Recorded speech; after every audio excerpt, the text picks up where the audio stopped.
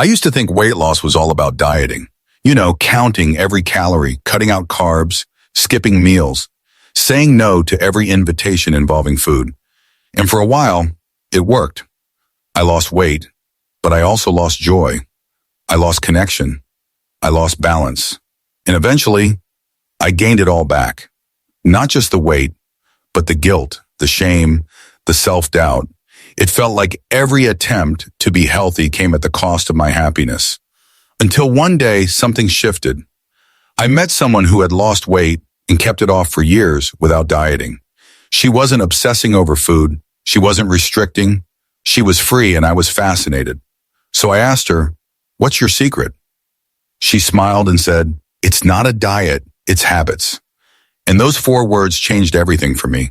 So today I want to share with you the 4 simple eating habits that help me lose weight sustainably, without dieting, without misery, without quitting my life. Habit 1, eat with presence, not pressure. Most of us eat without even thinking. We snack while scrolling. We gulp meals between meetings. We mindlessly munch during late-night Netflix marathons. Eating has become background noise in our lives, a side activity, not a sacred one. But here's what no one tells you. The way you eat matters just as much as what you eat. When you eat on autopilot, out of stress, boredom, or habit, you disconnect from your body. You miss the signals of hunger and fullness. You end up eating more, enjoying less, and feeling worse. But when you eat with presence, when you pause, breathe, and actually taste your food, everything shifts. Your body responds with clarity. You feel satisfied sooner. You chew more, digest better, and enjoy every bite. It's not about being perfect. It's about being aware. Eating with presence means you sit down, put away distractions, and focus on your plate. You ask yourself simple but powerful questions like, am I truly hungry or am I just tired? Am I nourishing myself or numbing myself? 1 glass of water before a meal. 1 moment to pause. That's all it takes. Over time, these small acts create powerful shifts. You start to eat less, but feel more fulfilled. You crave less junk and more balance. You stop punishing yourself with guilt and restriction and start honoring your body with compassion. Food becomes something to enjoy, not something to control. And slowly, eating becomes a conversation, not a reaction. You listen, you respond, you respect your hunger, your fullness, and your feelings. Eating with presence doesn't require a special diet or fancy plan. It just requires attention, and that attention, practiced daily, becomes the foundation for long-term, sustainable change. So next time you eat, don't rush, don't scroll, just be there. Because presence turns a simple meal into a powerful act of self-care. Habit 2, don't skip meals, stabilize them. There was a time when I believed skipping meals was the ultimate sign of control. I'd skip breakfast, snack on something random at noon, and then end up eating everything in sight at night. I called it willpower, but in truth it was chaos. My body was confused, my energy spiked and crashed, my cravings ran wild. I was always either starving or stuffed, never balanced. Then I learned something simple but powerful.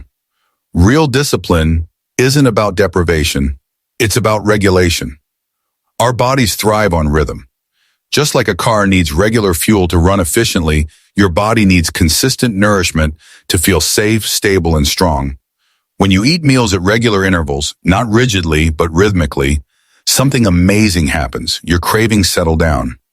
You stop chasing sugar at 3 p.m. You stop overeating at 9 p.m. You stop thinking about food all the time because your body isn't panicking. It's being supported. This is not about eating perfectly or following a strict schedule. It's about listening to your body's natural rhythm and honoring it with simple, steady meals. I used to think skipping a meal made me strong. Now I know that strength is giving my body what it needs before it screams for it. True confidence and sustainable weight loss come from this quiet consistency. So instead of skipping meals to be good, try stabilizing them to feel better. A wholesome breakfast, a balanced lunch, a nourishing dinner. No extremes, no guilt. Just steady fuel for a steady you. Because discipline isn't built in moments of punishment. It's built in patterns of nourishment. Habit 3. Add, don't subtract. For years, I thought the only way to be healthy was to remove things. I removed bread. I removed dessert. I removed anything that made meals enjoyable. And yes, maybe I looked more disciplined on the outside, but inside I felt restricted, resentful, and constantly fighting cravings. That's when I realized something powerful. Sustainable change doesn't begin with subtraction. It begins with addition. The real shift happens when you stop obsessing over what to cut out and start focusing on what to add in. Add more greens to your plate. Add a handful of berries to your snack. Add protein to your breakfast. Add water before every meal. Add color, texture, flavor, things that nourish and excite your body. When you fill your plate with the good stuff, two things happen. First, your body starts to feel truly nourished. And when you're nourished, you're not desperate. You don't feel deprived, and so you don't rebel. Second, your mind begins to shift. Instead of approaching food with fear, fear of fat, fear of failure, fear of ruining everything, you approach it with curiosity, creativity, and joy. You begin to see food as support, not sabotage. You stop punishing your body and then start partnering with it. This isn't about perfection, it's about participation.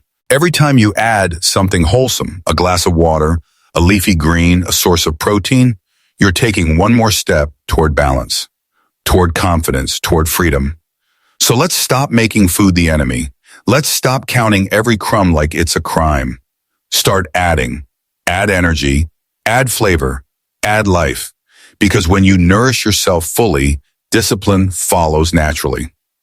Habit 4, build rituals, not rules. For the longest time, I followed every food rule in the book. No eating after 7 p.m., no carbs on weekdays. Only salad if I skipped the gym. And guess what? It felt like prison. Every bite came with guilt. Every craving felt like failure. I was surviving, not thriving. Then I stumbled upon a different approach. Instead of rules, I started building rituals, small, intentional habits that made eating feel sacred, not stressful. A warm cup of lemon water in the morning to awaken my system, lighting a candle before dinner to slow down. A Sunday lunch with family that didn't revolve around calories, but connection. These weren't commands from a diet plan. They were choices from my soul. Because rituals aren't about restriction. They're about rhythm. They bring structure to your day without suffocating your joy. When you create rituals around meals, your relationship with food shifts. You become more present, more grounded. You stop eating out of habit and start eating with heart. And here's the magic part. Those rituals begin to ripple. That 10-minute breakfast you once rushed through, it becomes a moment of calm. That evening tea without your phone, it becomes your daily reset. It's not about being rigid, it's about being rooted. Because when your life has rhythm, you don't need rules to feel in control. You just feel safe, nourished, steady. And when food stops being a battlefield, weight loss doesn't feel like war. It feels like peace. So here's the truth most people won't tell you. You don't need another diet. You need trust. Trust in your body, trust in slow progress, trust in habits that respect your humanity. Because the goal isn't just to lose weight. The goal is to lose the mindset that says you're not enough until you do. You are enough. Today. Right now. And every small choice you make to treat your body with care, that's a vote for the future you're building. So start small, one habit at a time. Not to punish your body, but to come home to it. Because sustainable weight loss isn't about chasing perfection. It's about practicing self-respect. One meal, one bite, one breath at a time.